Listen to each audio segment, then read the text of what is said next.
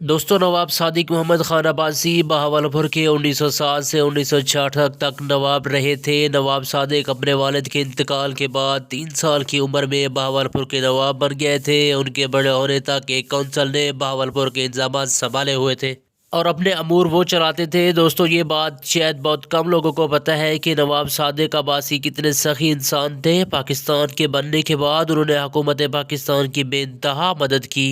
नवाब सादिक मोहम्मद ने उस दौर में 7 करोड़ रुपए पाकिस्तान के ख़जाने में शामिल किए थे। इससे पहले कि वीडियो स्टार्ट करें, अगर आप हमारे चैनल पर पहली मर्तबा है तो प्लीज़ हमारे चैनल को सब्सक्राइब, वीडियो को लाइक, कमेंट के अंदर कीमती ख्यालात का इजहार ज़रूर कर दीजिएगा। उस वक्त भी बहुत बड़ी रकम हुआ करती थी। उन्होंने अपनी ज़ाती ज़मीन भी यूनिवर्सिटी ऑफ पंजाब और किंग एडवर्ड मेडिकल कॉलेज को तोहफे में दे दी थी। नवाब सादिक क़ायद-ए-आज़म के बहुत ही करीबी दोस्त थे। 1955 में बहावलपुर पाकिस्तान का मुकम्मल हिस्सा बन गया था, लेकिन नवाब सादिक को ही प्रोटोकॉल मिलता था। एक दफ़ा नवाब सादिक बरतानिया में मौजूद थे। ये लंदन में मौजूद कॉन्सुलेट पर आम कपड़े पहनकर घूम रहे थे। इन दोनों रोल्स रॉयस गाड़ियाँ दुनिया की सबसे कीमती गाड़ियाँ समझी जाती थी। नवाब सादिक वहां पर मौजूद रोल्स रॉयस के शोरूम में चले गए और रोल्स रॉयस की कीमत के मुतालिक पूछने लगे, लेकिन नवाब साहब के आम से कपड़े देखकर वहां पर मौजूद सेल्समैन ने नवाब साहब की बेइज्जती कर दी। उसको लगा कि नवाब सादिक और बहुत से लोगों की तरह इसका टाइम ज़ाया कर रहे हैं। इसको नहीं पता था कि उसके सामने नवाब बहावलपुर खड़े हैं। नवाब सादिक ने उस वक़्त तो कुछ नहीं कहा और लंदन में मौजूद अपने घर वापस आ गए। वहाँ उन्होंने अपने स्टाफ को कहा कि रोल्स रॉयस के शोरूम में कॉल मिलाएं और उनको कहें कि नवाब ऑफ बहावलपुर उनकी गाड़ियाँ ख़रीदना चाहते हैं।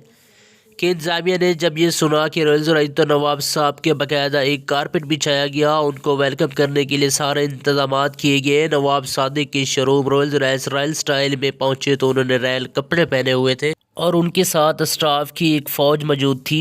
शोरूम में उस वक़्त 6 गाड़ियाँ मौजूद थी। नवाब सादिक ने वो 6 गाड़ियाँ ख़रीद ली और उनको पाकिस्तान इंपोर्ट करने का आर्डर दे दिया। नवाब सादिक के पाकिस्तान वापस पहुंचने के कुछ अरसे बाद नवाब सादिक को कुछ अरसे में 6 गाड़ियाँ डिलीवर होगी, लेकिन फिर नवाब सादिक ने जो किया वो किसी ने सोचा तक ना होगा। नवाब सादिक ने अपनी बेइज्जती का बदला लेने के लिए और रोल्स रॉयस को सबक सिखाने के लिए बहावलपुर रियासत के म्यूनसिपल डिपार्टमेंट को हुक्म दिया कि वो इन 6 गाड़ियों को अपने पास रख लें। इनके आगे झाड़ू लगाकर इनसे शहर की सफाई का काम लें।